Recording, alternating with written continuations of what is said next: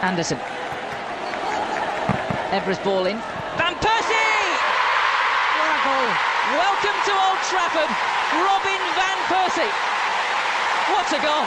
That is a fantastic bit of skill, that. ሊዮኔል ሜሲ የተጠናቀቀ ተጫዋች ይለዋል። በኳስ ቁጥጥሩ በእንቅስቃሴ ነፃነቱ እንደሚገረም አርጀንቲናዊ ጥበበኛ ይናገራል። ፈርጉሰን እርሱ ስልጠና የማይፈልግ ምታተኛ ይሉታል። ጨዋታን የሚረዳበት መንገድ ድንቅ ነው። ከፍ ያለ የአእምሮ ጥንካሬ የተላበሰ በራሱ የሚተማመን ማሸነፍን በደሙ የተላበሰ ኮከብ ነው ይሉታል። አንዳንዴ ሌሎች በፍጹም የማይሞክሩት እርሱ ጋር ብቻ በሚገኙ የማይታሰቡ ጎሎቹ እንደሚገረሙም ሰውየው 20ኛው የፕሪሚየር ሊግ ዋንጫ ላስገኘላቸው በራሪ ኮከብ ዘ ፍላይንግ ደችማን ተአምር አድናቆታቸውን ይገልጻሉ። ቬንገር ኋላ የከዳቸው ታላቅ ተስጦን አይተው ከፌኖርድ በ2.5 ሚሊዮን ፓውንድ ብቻ ያዛወሩት ቫን ፐርሲን ሱፐር ታለንት ሲሉ ያሞካሻሉ። ወደ አርሰናል ከመጡ ሆላንዳዊ ኮከቦች ከደች ማስተሩ ዴኒስ ቤርካምፕ በኋላ የተመለከቱት እግር ኳስን በቀላሉ ከሚጫወቱ የመሪነት ስብዕናን የተላበሱ ድንቆች መካከል አንዱ ነው ይሉታል ሮበን ቫን ፐርሲን። ሮተርዳም የትውልድ ቦታው፣ መነሻው ፌኖርድ 2004 ሰሜን ለንደን አርሰናል ከደረሰ በኋላ ሆላንድ በአዲሱ ወርቃማ ትውልዷ ሌላኛውን ተአምር ስለማግኘቷ በፕሪሚየር ሊጉ ለማወቅ ጊዜ አልፈጀም። ቀልጣፋና ደፋር ነው። አእምሮውን ከግራ ተፈጥሯዊ እግሩ ተስጦ ሰፍቶ የሚንቀሳቀስ ምትሃተኛ። የመጀመሪያ ኳስ ቁጥጥሩ አስገራሚ ነው። ቅጽበታዊ አየር ባየር ያልታሰበ የግራ እግሩ ጠንካራ ምቱ የእርሱና የእርሱ ብቻ ትሬድማርክ ነው። አንዳንዴ በአየር የሚበር ይመስላል። ጊዜ አጠባበቁ ከጎሉ ፊት ያለው ድፍረቱ፣ ውሳኔው፣ የመጀመሪያ ተቹ፣ የላቀ የቴክኒክ ክህሎቱ ድንቅ ነው። የፕሪሚየር ሊጉ ተከታታዮች፣ የአርሰናልና የዩናይትድ ደጋፊዎች ቫን ፐርሲ ብለው በአግራሞት የሚያዜሙለት እንደ ሮኬት በሚፈነጠሩ ቅጽበታዊ ድንቅ ጎሎቹ የአድናቆት ቃላት የሚያጡለት እግር ኳስ ካልደገማቸው የተለዩ ታለንቶች መካከል አንዱም ነው። RVP ዘ ፍላይንግ ደችማን። That's a good ball as well. Oh, the header! Oh my word! Van Persie with an absolute stunner.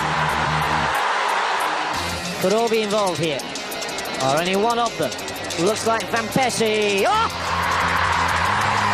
You don't score better goals in a World Cup than that. እርሱ የብሩትካናማው ምንጊዜም ኮከብ ጎል አስቆጣሪ ነው።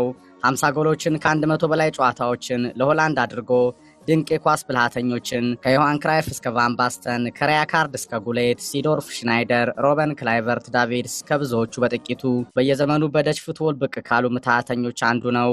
ሮበን ቫን ፐርሲ በወርቃማ የኳስ ሕይወቱ በ694 ጨዋታዎች 322 ጎሎች ያስቆጠረ፣ 122 ኳሶችን አሲስት ያደረገ፣ በመድፉ ከፍ ብሎ በዩናይትድ የተመኘውን የፕሪሚየር ሊግ ዋንጫ ያሸነፈ፣ ከማራኪ የማይታሰቡ ጎሎቹ ጋር ሁሌም በዘመናዊ እግር ኳስ የሚዘከረው ኮከብ ነው።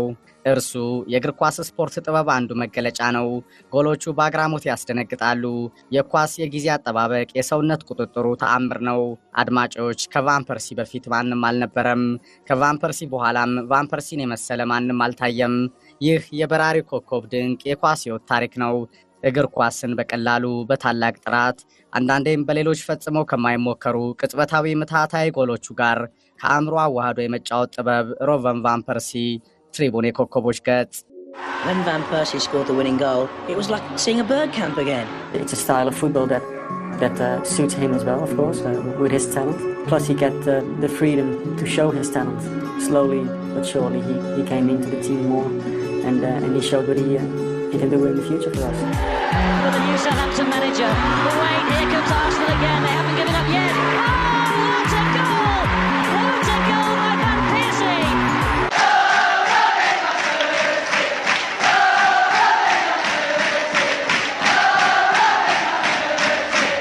ጊዜው 2011 ኦጌሮ ከኢታድ ነገሰ። ሲቲ ሞቶ ተነሳ። ጨዋታም ጎረቤት ከ44 ዓመታት በኋላ በፕሪሚየር ሊግ ዋንጫ ደመቀ። ድራማው ዩናይትድ ላይ ተሰራ። ማንቸስተር ከተማ አዲስ ሻምፒዮን አገኘች። ዩናይትድ አሸንፎ ተሸነፈ። 20ኛው የሊግ ዋንጫ ክብር ከፈርጉሰን እጅ አመለጠ። ኢታድ ደስታ ባሰከራቸው የሲቲ ደጋፊዎች ቀለጠ።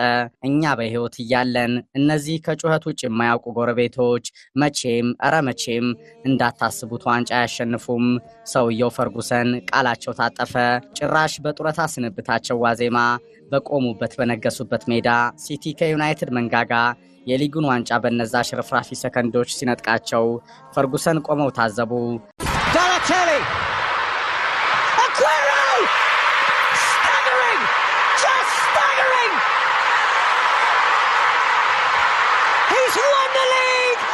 90 seconds of stoppage time to play. He could have got down there, Sergio Aguero. ነገሩ ለቆፍጣናው ስኮትላንድ ያለቃ የሞት ያህል ተቆጠረ። ሲቲ ዋንጫ አሸንፎ የኔ መሰናበት የማይታሰብ ፈርጉሰን ህመም ላይ ያሉ ባለቤታቸው ካቲን አስፈቅደው የስንብት ጡረታ ጊዜያቸውን በአንድ ዓመት አራዘሙ።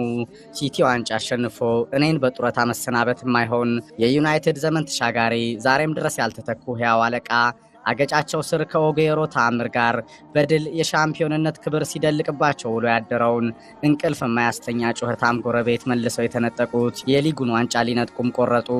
በገበያውም ወጠኑ። ማንም ያልጠበቀው የመድፉን ወዳጆች ሁሉ ክው ያደረገው የዝውውር ዕቅድንም ፈርጉሰን ነደፉ። ሮቨን ቫን ፐርሲን ከባላንጣ አርሰናል ወደ ዩናይትድ ማስኮብለል የመድፉ ተወዳጅ ምርጡ የደሽ ታለንትን የዩናይትድ ማድረግ የማይሆን የማይቻል ነገር የለም። ይህ ማንቸስተር ዩናይትድ ነው። ቫን ፐርሲን ከሰሜን ለንደን ካስኮበለልን ከነዚህ ጩኸታም ጎረቤቶች ድንገት ያጣነውን ክብራችንን እንመልሳለን። ይህንን ዝውውር ብቻ ፈጽሙ። በአመቱ መጨረሻ በድል ከ20ኛው ዋንጫ ክብራችን ጋር እንሰነባበታለን።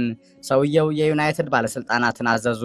የቆፍጣናው አለቃ ቀጭን ትዕዛዝን ግሌዘሮች በብርሃን ፍጥነት ፈጸሙ። Van Persie high. This one goes out to the man Van Persie. Robin is the best, yes, the man so quick. ቫን ፐርሲ ከአርሰናል ወደ ዩናይትድ ተዛወረ። 23 ሚሊዮን ፓውንድ ለዝውውሩ ተከፈለ። ለ20ኛው የዩናይትድ የፕሪሚየር ሊግ ዋንጫ ክብር ታላቅ ዓላማ ከመድፉ መንደር ለኮበለለው ቫን ፐርሲ 20 ቁጥር መለያም ተሰጠው። ከዚያማ ሁሉ ነገር እንደተወጠነው በድል የተፈጸመ ሕያው ታሪክ ሆነ። በዛ ዓመት 2012-2013 ዩናይትድ ከቫን ፐርሲ 31 አስደናቂ ጎሎች ጋር 20ኛው የፕሪሚየር ሊግ ዋንጫን ገና 4 ቀሪ ጨዋታ እየቀረው ሲቲን አስከትሎ አሸነፈ። ሰር አሌክስ ፈርጉሰንም ቃላቸውን ጠብቀው 13ኛው የሊጉን ዋንጫቸውን በዩናይትድ ወርቃማ የስልጠና ዘመናቸው አስከትለው በታላቅ ስነ ስርዓት በክብር ቲያትሩን ከፈጸሙበት ከቲያትር ኦፍ ድሪምስ ኦልድ ትራፎርድ ተሸኙ። ዩናይትድም ከውጤት አባቱ ጡረታ ማግስት እንደቆመ የቀረ ዝነኛ ሆኖ ዓመታት ተቆጠሩ። Early cross towards Van Persie. Oh, what a goal! What a fantastic goal by Van Persie, who gets his second of the game. Van Persie! አድማጮች ይህ የኳስ ብልሃተኛው በራሪ ኮከብ ሮቨን ቫን ፐርሲ እና ማንቸስተር ዩናይትድ አይረሴ ጋብቻ ታሪክ ነው። ሰር አሌክስ ፈርጉሰን ደወለልኝ። ታላቅ አሰልጣኝ ነው። እንዴት ነህ ቫን ፐርሲ? አንተ የፕሪሚየር ሊጉ ምርጡ ተጫዋች ነህ። የሊጉ ድንቅ ተጫዋቾች ደግሞ የሊጉን ዋንጫ ማሸነፍ አለባቸው። ወደኛ ከመጣ ይህንን ታሳካለህ።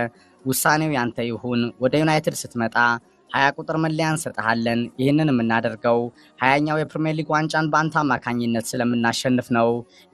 የዚህ ታላቅ ክለብ በታሪክ የሚጠቀስ ተጫዋችም ለመሆን ከፈለክ ከኦልድ ትራፎርድ ላንተ ክፍት ነው። አስታውስ፣ ወደ ዩናይትድ ለመዛወር ውሳኔው ግን ያንተና ያንተ ብቻ ይሁን። ሰር አሌክስ ፈርጉሰን ይህንን ነግረውኝ ስልኩን ዘጉ። ገረመኝ። አርሰናልን ለመልቀቅ የወሰንኩበት አጋጣሚ የምሄደው ወደ ማንቸስተር ዩናይትድ እንደሆነ አውቃለሁ። የአርሰናል ደጋፊዎችን በፍጹም እንደማያስደስትም እረዳለሁ። እንደ ይሁዳ እንደምቆጠርም ይገባኛል። ከሰር አሌክስ ስልክ ጥሪ በኋላ ግን ማመንታት አልፈለኩም። 8 ዓመት በሰሜን ለንደን ከአርሰናል ጋር የማይረሳ ጊዜ ባሳልፍም የፕሪሚየር ሊጉን ዋንጫ ማሸነፍ፣ ወደ ሀገሪቱ ታላቅ አሸናፊ ገናና ክለብ መዛወር፣ ከታላቁ አሰልጣኝ ጋር በኳስ ሕይወቴ አጋጣሚ አብሮ የመስራት እድሉን ማባከን ሞኝነት መሰለኝ። ወሰንኩም። በአርሰናል በጊዜው ከነበረው የቡድን ግንባታ ሂደት ጋር ደስተኛም አልነበርኩም። በተከታታይ ዓመታት ከኤምሬትስ ትልልቅ ኮከቦች እየለቀቁ ነው። በውል ማራዘም ቆይታዬ ዙሪያም የነበረው ንግግርም አስደሳች አልነበረም። በዚህ ሁሉ መካከል የዩናይትድ ጥያቄ መጣ። ኤምሬትስ ደርስ የ20 ዓመት ወጣት ነበርኩ። አርሰናል ለተሰጥኦዬ ዕድል የሰጠ ታላቁ ባለውለታዬ ክለብ ነው። 8 ዓመታት በታላቅ ብቃት ስቀጥል በሊጉ ከማራኪ ጎሎች ጋር ሳንጸባርቅ መድፉን በአምበልነት የመምራት እድሉን ሳገኝ ሁሉ ነገር ከቬንገር የተፈጸመ ነው። አርሴን ታላቅ አሰልጣኝ ናቸው። ለኳስ ሕይወቴ ስኬት ለነበራቸው ሚና አክብሮቴ ዘላለማዊ ነው። ከአርሰናል ስለቅ ግን ያውም ወደ ዩናይትድ እንደማቀና እያወቁ አንዳች አግራሞት በፊታቸው አላየሁም። ቬንገር በጊዜው ከኤምሬትስ እንድለይ ይፈልጉም ነበር። የመድፉ ደጋፊዎች ዛሬም ድረስ እንደ ይሁዳ እንደ ከሃዲ ቢመለከቱኝም ሁሌም የምኮራበት ከፕሪሚየር ሊግ ዋንጫ ክብር ጋር የተገናኘውበት ውጤታማ ዝውውሬ ነው። በራሪው ደችማን፣ ምትሃተኛው ሆላንዳዊ ከድንቅ የማይጠበቁ ኤሌክትሪክ ጎሎቹ ጋር ሁሌም የሚታወሰው ኮከብ ሮቨን ቫን ፐርሲ ከአርሰናል ወደ ማንቸስተር ዩናይትድ የነበረውን ዝውውር ሂደት ይናገራል። Player in the Blackburn penalty area. Except now Robin Van Persie with the ball. supporting you when you're blessed with such talent. A most outrageous goal from Robin van Persie. በማንቸስተር ዩናይትድ እግር ኳስ ይተነፈሳል። ወደ ዩናይትድ ለመዛወር እንደዘገየው ይሰማኛል። 20 ቁጥር መለያን ከዩናይትድ ስለብስ 20ኛው የሊጉን ዋንጫ ማሸነፍ ምኞቴን እንደማሳካ ከሰር አሌክስ ፈርጉሰን ተጽዕኖ ጋር እርግጠኛም ነበርኩ። አድርጌዋለሁ። በዛ ሲዝን ከ30 በላይ ጎሎች አገባው። አንዳንዶቹ ድንቅ ናቸው። በተለያቺ ዋዛ ከመሃል ሜዳ በረጅሙ ያሻገረውን ኳስ አየር ባየር ጎል አደረኳት። ፈርጉሰን ሮቢን ይህንን የመሰለ ድንቅ ክላሲክ ጎል እኔ ከዩናይትድ ስልጠና ሳልለያይ በማየቴ ኮርቻለሁ። ቃላችንን ፈጽመናል። ከነዚህ ጩኸታም ጎረቤት የተነጠቅነውን ዋንጫ መልሰን ነጥቀናል። 20ኛው የሊጉ ክብር የዩናይትድ ነው። መጪው ዘመን ፈተና መሆኑ አይቀርም። ከነዛ ሊቨርፑል ከተባሉ ዋና ባላንጣችንም 20 ለ18 ሆነናል። ይህንን ከታላቁ ማንቸስተር ዩናይትድ ጋር በመፈጸምህ ልትኮራም ይገባል። አንተ በዚህ ሊግ ከታዩ ድንቅ ተስጦዎች አንዱ ነህ። ፈርጉሰን በአድናቆት ቃላት አሞካሹኝ። ያ ሞመንት ከዩናይትድ ጋር ፕሪሚየር ሊጉን ያሸነፍኩበት የኳስ ሕይወቴ ሁሌም የማረሳው ድንቅ አጋጣሚ። እኔ እንደ ስቴቨን ጄራርድ አንድ የፕሪሚየር ሊግ ዋንጫ ሜዳሊያ በቤቴ ሳይኖረኝ ከእንግሊዝ እግር ኳስ ከፕሪሚየር ሊግ ኮከቦች አንዱ መባል አልፈልግም ነበር። ከዩናይትድ ጋር ይህንን አሳክቸዋለሁ።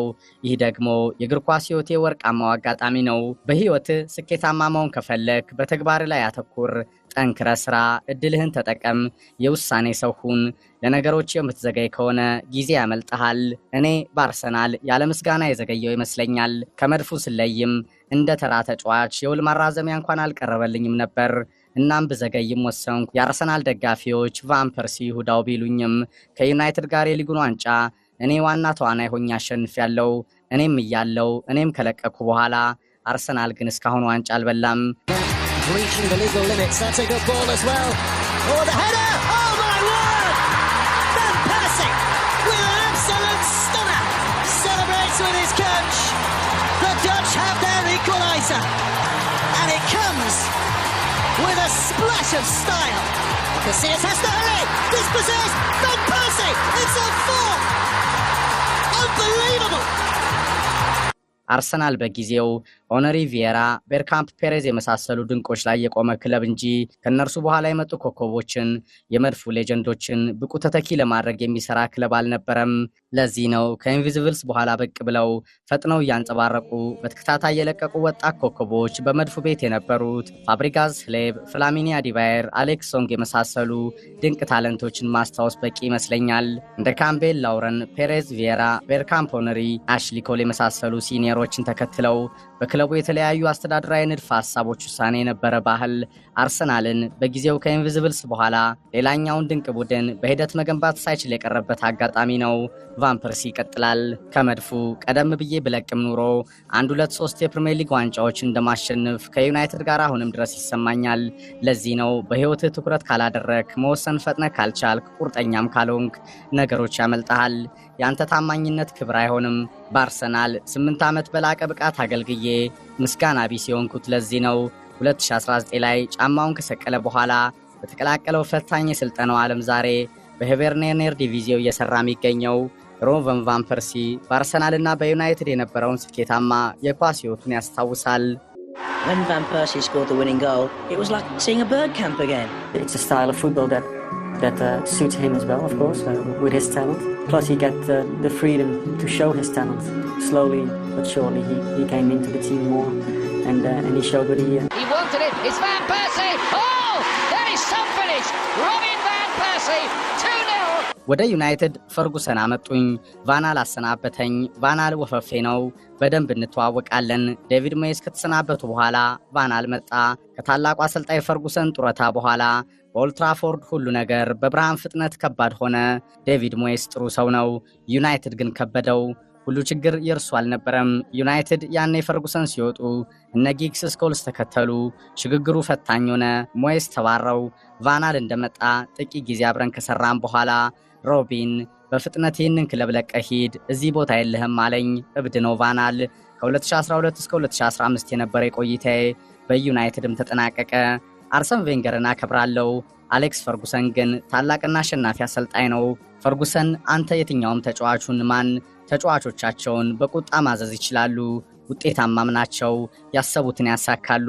ዩናይትድን ሲለቁ የነበረ ፈተና ዛሬም ያለው ሰር አሌክስ እንደው በቀላሉ ስለማይተኩ ነው። ሉዊ ቫን ጋል በሆላንድ የተከበረ ቢሆንም ከቬንገርም ከፈርጉሰንም ለደቂቃ ለንጽጽር ሊቀርብ አይችልም። ቫን ፐርሲ ይናገራል። Looks like Van Persie. Oh! You don't score better goals in a World Cup than that.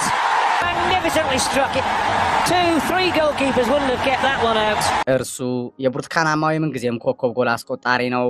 50 ጎሎችን ከ100 በላይ ጨዋታዎችን ለሆላንድ አድርጎ ድንቅ የኳስ ብልሃተኞችን ከዮሃን ክራይፍ እስከ ቫን ባስተን ከሪያካርድ እስከ ጉሌት ሲዶርፍ ሽናይደር ሮበን ክላይቨርት ዳቪድ እስከ ብዙዎቹ በጥቂቱ በየዘመኑ በደች ፉትቦል ብቅ ካሉ ምትሃተኞች አንዱ ነው።